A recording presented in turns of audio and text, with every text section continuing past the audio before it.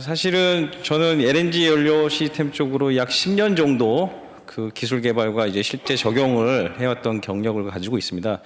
그래서 이전에는 뭐 여기 계신 조선소 분들과 그다음에 그 해운사 분들 많이 계신데 저도 역시 삼성 쪽에 있었고요. 그다음에 이제 삼성에서 이제 LNG 연료 선박 쪽으로 그 연료 시스템을 개발해서 이제 발맥스까지 오게 되었습니다. 저희 회사는 그 2002년에 그 설립이 됐고요. 주로 육상용 가스와 그다음에 그 메터링, 애널라이징 이런 시스템을 개발을 해왔고요. 최근에는 수소 스테이션 쪽에 사업을 진출해서 그쪽으로 지금 그 사업을 확대하고 있는 중입니다. 저기 보시는 사업군에 대해서는 이제 기계적인 부분에 있어서는 LNG 시스템 쪽 육상, 해상을 전부 다 가지고 있고요. 방금 소개드렸던 그 메터링 관련된 부분과 애널라이징 하는 부분, 그 다음에 이제 수소 스테이션 쪽에 사업을 가지고 있습니다. 보시는 것처럼 그 연료 선박, LNG 뭐 다른 뭐 친환경 연료들이 계속 변화를 이루어왔는데 약 그 만 년 이상 이 닷을 가지고 이제 사용했던 선박 연료가 사용됐던 게 있었고, 그 이런 풍력을 이용했던 선박이 이 석탄으로 가져온 게 이제 145년 정도 됐습니다. 2차 대전 이후에 이제 처칠 어떤 그런 수상으로 인해서 오일로 변경이 된 부분들이 약 70년을 사용했고요. LNG가 연료로 쓰이게 된 게 2000년부터니까 약 19년 정도 사용이 됐고요. 최근 뭐 잘 아시다시피 앞에서도 워낙 설명을 많이 하셔서 수소 선박이 이제 도래하고 있습니다. 최근 뉴스를 하나 제가 넣었습니다. 그 2017년에 한국의 온실가스 배출량이 7톤, 뭐 얼마 안 되는 것 같지만 실제로 90년도 초반보다 거의 3배가 증가를 했습니다. 이 정도로 굉장히 빨리 증가하고 있다는 부분은 그만큼 산업이 늘어나기도 하고, 그 다음에 인구도 점점 늘어나고 있지 않습니까? 거기에 이제 에너지 산업이 아까 이전 발표분께서 얘기했던 것처럼 가장 큰 사업이라고 전 세계에서 얘기하는 것처럼 그 생산이 되는 부분에 에너지 생산이 가장 많은 부분을 차지했고요. 그 탄소 배출량에. 그 다음에 철강 부분으로 이렇게 됐죠. 일명 어떻게 보면 발전도 그렇고 철강도 그렇고 굴뚝산업이라고 하는 부분으로 볼 수가 있습니다. 그래서 이런 위기 상황들에서 이제 가장 친환경 연료들이 어떤 게 있을까라고 했을 때 최근에 선박에 적용되는 부분은 보시는 것처럼 스크러버를 사용해서 배기가스를 절감하는 기술이 나왔고요. LNG와 LPG를 사용해서 가능하면 이제 줄일 수 있는 방법들이 나왔고, 그 다음에 전기 추진이 되겠죠. 그 다음에 수소 이렇게 나왔습니다. 근데 보시는 것처럼 이 4가지 기술 중에서 이 스크러버는 기본적으로 IMO가 요구하는 0.5% 이하, 뭐 0.1% 이하의 황을 줄이기 위한 목적으로 배기가스를 그 걸러내는 거죠. 여전히 이 황은 걸러내지만은 거기서 CO2라든지 그 다음에 그 질소산화물이라든지 분진이라든지 이 부분이 어쩔 수 없이 나오게 됩니다. 그에 비해서 LNG는 뭐 더 뛰어났냐? 예, 조금 낫습니다. 0.1%의 황 이하로 줄일 수 있는 배기가스를 배출하고요. 뭐 탄소나 녹스 뭐 이런 부분들을 저감할 수는 있지만, 만약에 지금 그 IMO가 규제하고 있는 2020년의 규제가 티어 3라고 하는 부분 플러스 더 강화가 된다. 뭐 0.1이 아니라 0.01로 줄여라. 그러면 사실 LNG는 답이 안 나옵니다. LNG조차도. 그 다음에 EEDI가 얘기하고 있는 2025년이 됐을 때 CO2를 줄여야 되는 부분에 있어서도 이 LNG가 마지막 답은 아닙니다. 그에 비해서 사실은 전기는 뭐 생산 뭐 단가 여러 가지를 고려한다면 뭐 다른 의견도 있겠지만 배기가스 기준에서만 본다면 나오는 게 없습니다. 그 다음에 하이드로젠 같은 경우에는 오히려 나오긴 하는데 물이 나옵니다. 그래서 어떤 경우에는 뭐 재미난 현상인데, 여러분들 그 마션이라고 하는 그 영화를 보신 게 있을 겁니다. 그 화성에서 유일하게 이 작물을 재배하기 위해서 썼던 에너지가 수소입니다. 수소를 열을 발생시키고 거기서 나오는 물을 가지고 이제 감자를 재배했던 사례가 있죠. 그래서 뭐 사실은 여러 가지 뭐 물도 나오고 이런 부분에 있어서는 이 에너지가 이렇게 나오는 경향을 보실 수가 있었습니다. 이 LNG 연료 선박부터 한번 소개를 드리면, LNG 연료 시스템에 대해서는 굉장히 다양한 게 많이 있습니다. 근데 이 부분은 뭐 자세히 설명드리기보다는 4개 포스트로크 엔진과 투스트로크 엔진에 들어가는 연료 공급 시스템이 각기 달리 이렇게 다릅니다. 그래서 그 4행정이 운용되는 선박에는 이렇게 저압으로 6바 정도로 들어가게 되고요. 고압을 요구하는 2행정 엔진 같은 경우에는 펌핑을 써가지고 이 기화시켜서 넣는 게 있습니다. 그래서 더 고압인 뭐 300바 이상의 MEGI 엔진을 쓰게 될 경우에는 중간에 부스트업 펌프를 더 둬서 300바 이상으로 만들어지는 이런 시스템을 가지고 가게 됩니다. 이 장표는 여러 가지 시스템들이 이렇게 구성된다는 것을 간략하게 보여드린 부분입니다. 현재 LNG 연료 선박 기준으로는 국내에서 세 척이 있습니다. 워낙 많이 있었던 에코누리호라고 인천항공사에 있고요. 그 다음에 두 번째 배가 이제 아이리스라고 그 포스코 광양에서 철광석을 운반하는 선박입니다. 세 번째 선박이 올해 이제 7월에 인도된 선박인데 이제 울산의 청황선이라고 있습니다. 뭐 개인적으로 제가 뭐 소개드리면 이 두 선박은 제가 설계를 하고 시스템을 설치하고 시운전을 했던 이력을 가지고 있습니다. 첫 번째 에코누리호를 보시면은 연료 탱크가 이렇게 그 가운데 배치를 하고 있고요. 특이하게도 이 선박은 전기 추진입니다. 그래서 요즘에 많이 나오고 있는 하이브리드처럼 그 엔진이 발전을 하고 발전된 전기를 가지고 모터를 돌리는 이런 형식을 가지고 있는 선박입니다.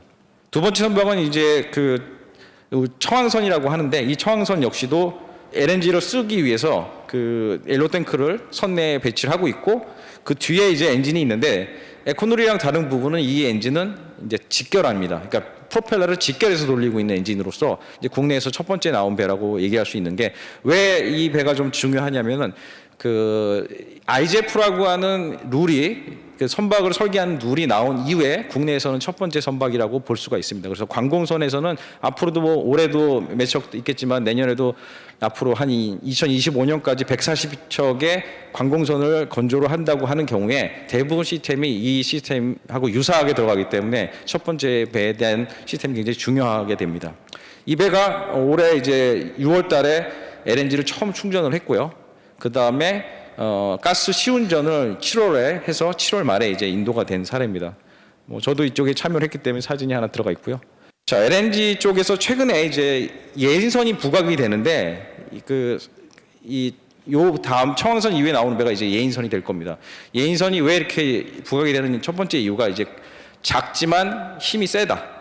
그리고 굉장히 이 배가 이제 예인을 해야 되기 때문에 큰 출력을 필요로 하죠.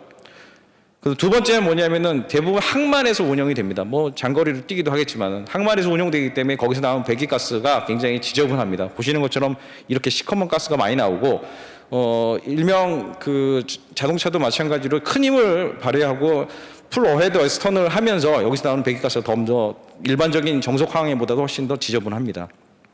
세 번째는 어느 정도 표준화를 가지고 있습니다. 이 배가 국내에서 보통 시리즈로 나오면은 뭐 5,000마력급, 6,000마력급 이렇게 시리즈로 나올 수 있는 그런 부분이기 때문에 안에 들어가는 시스템들이 어느 정도 표준화가 돼 있죠. 네 번째는 보통 이런 여객선 같은 경우는 일본에서 중고선을 도입하는 경우가 많은데 그나마 한국 중소조선소 열악하지만 중소조선소들이 신조를 가장 많이 하고 있는 선박 중에 하나가 예인선이 됩니다. 그래서 제가 이 선박을 2012년부터 LNG 연료 선박으로 적용해야 되겠다고 계속 뭐 제안을 했었고요. 이제 그 제안이 약 한 7년 정도 지나고 나니까 이제 첫 번째 배가 올해 이제 발주가 될 예정이라고 생각이 듭니다. 그래서 이 첫 번째 배가 이제 보시는 것처럼 인천항만공사에서 운영되는 선박이고 이미 인천항만공사는 에코누리를 쓰고 있고 두 번째 배를 이제 예인선으로 도입하겠다고 해서 계약을 맺었고 올해 안에 이제 발주가 날 예정입니다. 뉴스 기사는 이렇게 돼 있고요.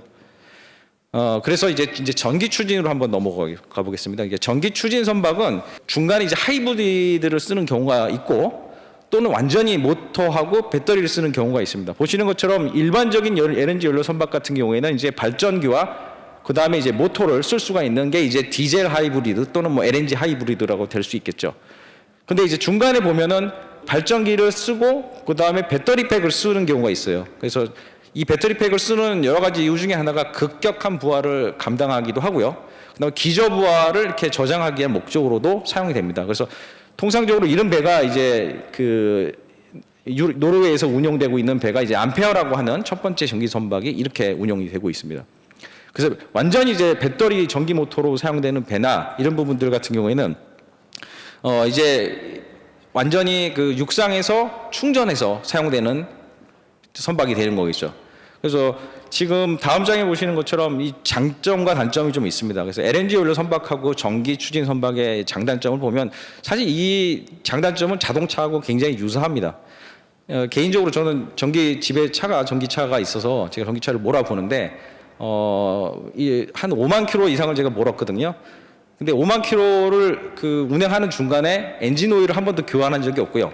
미션 오일도 교환한 적이 없습니다. 엔진 오일도 없고 미션 오일도 없어서 그렇죠. 그냥 배터리하고 모터만 있습니다. 그래서 그냥 단순히 그 두 가지만 비교해 봤을 때도 유지 보수가 굉장히 간단합니다. 뭐 잘 보시는 것처럼 선박에 들어가는 엔진이 들어갔을 때는 뭐 이렇게 유지 보수하기 위해서 뭐 오일도 교환해야 되고 베어링도 교체해야 되고 또는 주기적으로 어떤 메인터넌스 하는 부분들이 있는데 그게 다 빠집니다. 두 번째는 뭐냐면 시스템이 굉장히 간단해집니다. 배터리하고 모터만 있기 때문에 선박에 어떤 시스템을 배치하기 위해서 공간 문제가 굉장히 문제가 있거든요. 근데 배터리팩은 이런 LNG 연료 시스템이나 아니면 다른 디젤 시스템에 비해서 배터리팩 배치가 상당히 용이합니다. 뭐 바닥에 깔 수도 있고 아니면 뭐 소형화 시켜가지고 분산시켜서 만들 수도 있고 그래서 공간 활용도가 굉장히 적게 됩니다. 그러면 LNG 연료 선박이나 뭐 친환경 선박이 장점이 뭐냐? 약 170억 정도가 이미 운영을 하고 있기 때문에 검증이 됐다라고 하는 거, 그 장점은 좀 있죠.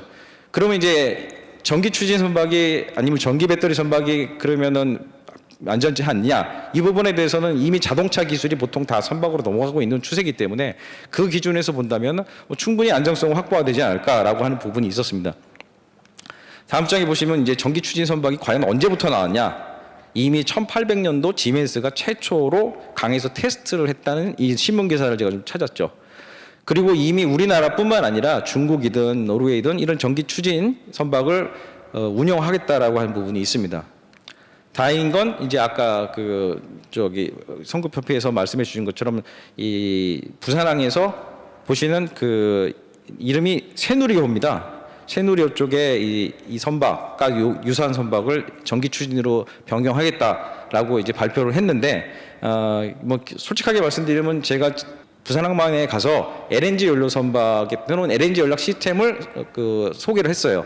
그리고 운영되고 있는 한 관공선을 이렇게 바꾸려고 소개를 드렸더니 배가 너무 작은 거예요. LNG 시스템을 도입할 수가 없더라고요. 그래서 그때 이제 그 담당자분하고 제가 쭉 해서 이 부분을 제안했던 겁니다. 이게 작년 아마 4월 달로 기억하는데 새누리호에 재원을 생각을 할 때 버스에 들어가는 배터리 팩을 2개를 놓고 거기에 이제 운영을 정속으로 2시간 운행을 할 때 이런 부분에 개조 비용하고 이런 부분들을 제가 제안을 했었어요. 그래서 총 한 개조 비용으로 15억 원 정도가 투입이 되면 기존의 배를 충전할 수 있는 뭐 버스 충전 시스템이 들어가겠죠. 그렇게 해서 될 수 있겠다라고 제안을 했고 그게 아마 반영이 된 건지 모르겠지만 이 뉴스 기사가 나와서 사실은 뭐 나름대로는 국내에서 최초가 될 수 있는 부분이라서 굉장히 뭐 저하고는 다른 시스템이긴 하지만 전기 추진 입장에서 봤을 때는 굉장히 좋은 기회라고 생각을 하고 있습니다. 그다음에 이제 수소 쪽으로 넘어가는데 저희 회사는 이미 수소 이 스테이션 건립을 하고 있는 중입니다. 그러니까 육상 차량용이죠. 그래서 보시는 것처럼 이게 수소 스테이션이 이미 국내에 한 10기 정도가 있는데 추가적으로 뭐 전주라든지 수원 이런 쪽으로 계속 건립이 되고 있어서 앞으로도 자동차용 충전소가 점점 늘어날 예정입니다. 이 수소 산업을 특히 자동차의 입장에서 보면 굉장히 놀라울 일이 뭐가 있냐면 국내 수소 충전소가 약 10기밖에 없는 상황에 수소 자동차는 이미 500대 이상이 팔렸습니다. 통상적으로 치킨 에그 게임이라고 막 얘기를 할 적에 인프라스트럭처가 구성이 돼야지만 이제 그런 소비가 일어난다. 또 소비가 있어야지 인프라가 구성되지 않냐 계속 얘기하고 있는데 그런 일반적인 비즈니스 모델에서 탈피한 게 이 수소 사업입니다. 그래서 국내에는 자동차가 더 먼저 팔렸고 그로 인해서 충전소가 굉장히 부족하게 된 현상을 보였죠. 이게 이제 저희가 가지고 있는 솔루션 중에서 이제 자동차용 수소 충전소의 어떤 모델입니다. 그래서 이 부분이 이제 건립되고 있는 거 있는데 이거를 어떻게 활용할 수가 있냐면 이게 하나의 수소 충전 스테이션이라고 볼 수 있습니다. 이건 LNG의 어떤 이미지지만 선박용에 만약에 수소 가스든 수소 충전소든 이런 부분이 있으면 온쇼어에 포트 쪽에 LNG 충전 또는 수소 충전 스테이션을 두고 펌핑을 해가지고 선박에 주입할 수 있는 이런 거를 바로 적용할 수가 있습니다.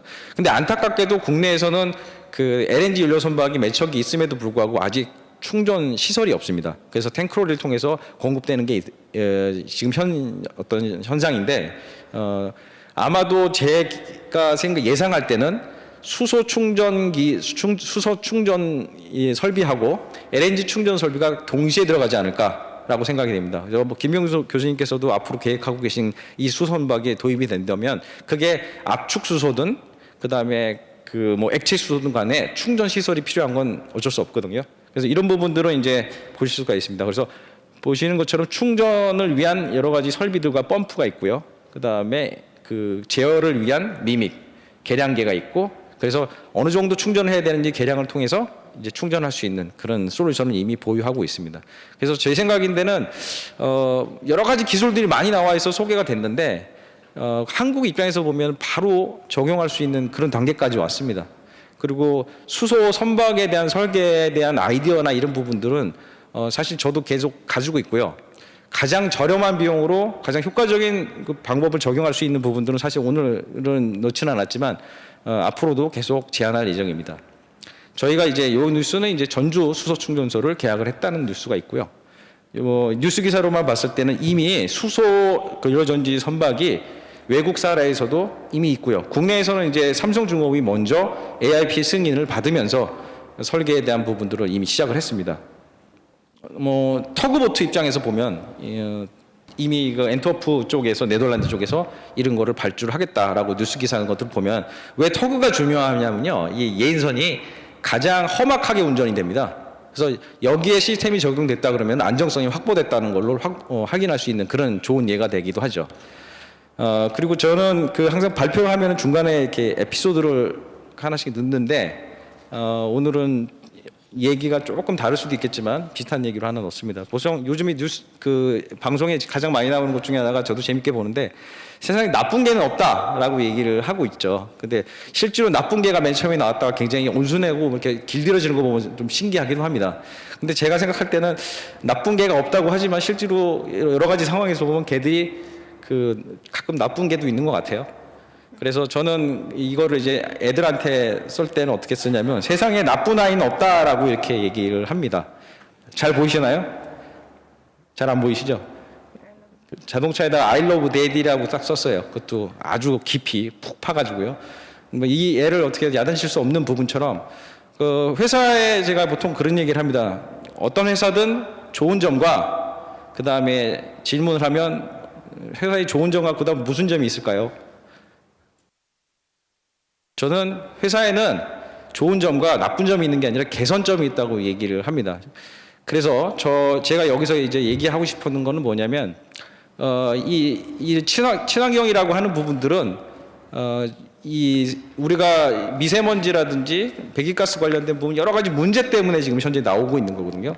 그래서 그거를 간과하고 그냥 나쁘다고만 얘기하는 게 아니라 지금 여기 모여서 앉아서 계신 분들이 전부 어떤 개선점을 찾으려고 하는 개선점과 그다음에 아이디어를 내고 있다고 생각이 들어서 저도 마찬가지로 이런 기후에 대한 또 환경에 대한 부분도 좋은 점, 옛날엔 다 좋았죠. 앞으로도 나쁜 점이 생기는 것보다는 개선점을 찾는 방법으로 이렇게 나가고 있는 모습에 저도 굉장히 환영하고 있는 바입니다. 예, 이상입니다.